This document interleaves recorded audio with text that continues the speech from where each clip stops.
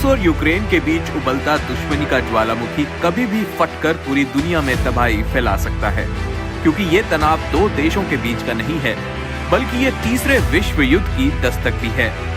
एक और अमेरिका है तो दूसरी तरफ रूस, लेकिन चीन ने भी पूरे मसले पर अपनी पैनी नजर रखी हुई है। अमेरिकी राष्ट्रपति बाइडेन और पुतिन के बीच यूक्रेन को लेकर आए दिन जुबानी जंग होती रहती है, लेकिन ये जुबानी जंग कब गोला बारूद और मिसाइल की जंग में बदल जाए, इसके बारे में अंदाजा लगाना बेहद मुश्किल है। पहले जान लेते हैं आखिर ये मुद्दा क्या है। साल 1991 में सोवियत संघ के टुकड़े होने के बाद यूक्रेन एक अलग देश बन गया था। सोवियत रूस के टुकड़े भले ही हो गए थे, लेकिन रूस अपने देश के इस विभाजन को कभी भी दिल से स्वीकार नहीं कर पाया।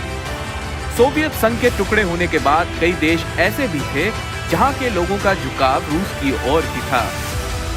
यूक्रेन के एक हिस्से क्रीमिया में भी रूस के प्रति लोगों का काफी झुकाव था। जब यूक्रेन ने यूरोपीय संघ के साथ गहरे आर्थिक संबंध बनाने शुरू किए, तो इन्हीं संबंधों को लेकर यूक्रेन के अंदर विरोध शुरू हो गया और यूक्रेन के तत्कालीन राष्ट्रपति विक्टर यानुकोविच को देश छोड़कर जाना पड़ा। रूस को मौके का इंतजार था। मार्च 2014 में रूस की सेना क्रीमिया में पहुंच गई और उस पर कब्जा कर लिया।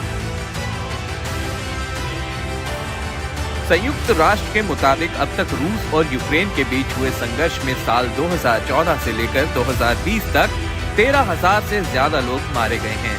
इस संघर्ष को डॉनबस वॉर के नाम से भी जाना जाता है। इस दौरान रूस और यूक्रेन की सेनाओं के बीच भी सीधे लड़ाई हुई और दोनों देशों की सेनाओं ने एक दूसरे के बॉर्डरों को कई बार पार किया। केवल सेना ही नहीं, यूक्रेन और रूस की तरफ से कई लड़ाकों ने भी इस लड़ाई में भाग लिया।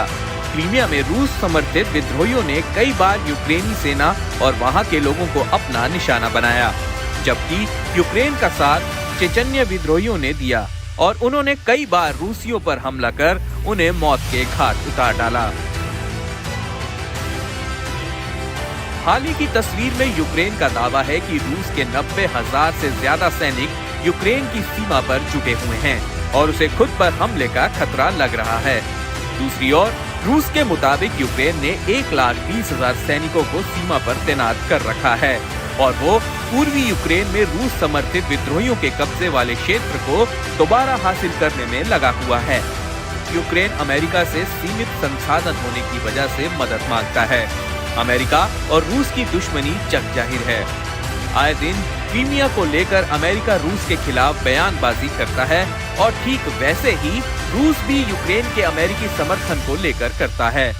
2015 में फ्रांस और जर्मनी की मध्यस्थता के साथ रूस और यूक्रेन में शांति कायम रखने को लेकर एक समझौता हुआ था, जिसे मिन्स्क समझौता कहा गया था, जो अभी भी जैसे तैसे कायम है।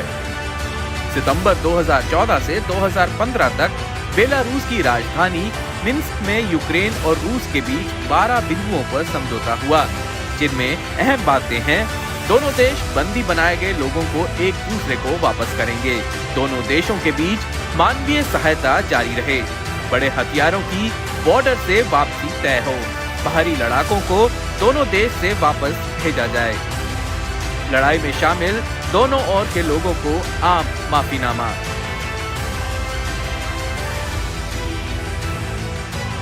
यूक्रेन को लेकर रूस और अमेरिका के बीच चल रहे विवाद में भारत का झुकाव रूस की ओर ज्यादा है। हालांकि भारत ने इसे पूरी तरह से जग जाहिर नहीं होने दिया है और खुद को निष्पक्ष दिखाने की ही कोशिश की है, लेकिन जब भी संयुक्त राष्ट्र में क्रीमिया को लेकर कोई प्रस्ताव आया है, तो वहां पर भारत ने रूस का ही साथ दिया है। हालांकि अगर हालात खराब होते हैं तो रूस और भारत के व्यापारिक संबंधों पर इसका फर्क पड़ेगा कि अभी भी अमेरिका ने रूस से सामान खरीदने पर कई तरह के प्रतिबंध लगा रखे हैं। भारत और रूस के बीच $10 बिलियन का व्यापार है, जिस पर इस संघर्ष का असर पड़ सकता है। Presenting B News app available on Google Play and App Store. Download it now.